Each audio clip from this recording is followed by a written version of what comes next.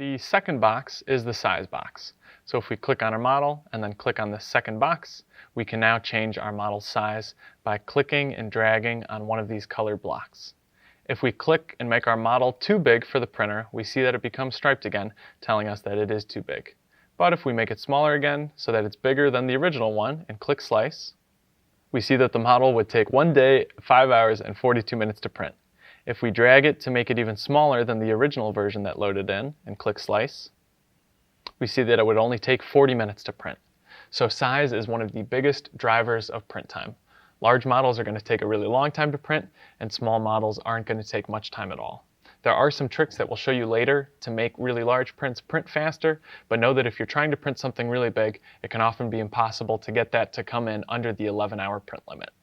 We can also change size by typing in units directly, or by typing in a percentage of the original size as it was loaded in. Unfortunately, Cura is only in millimeters, so you'll have to use a calculator or the internet to convert between inches and millimeters if you're trying to get a precise measurement.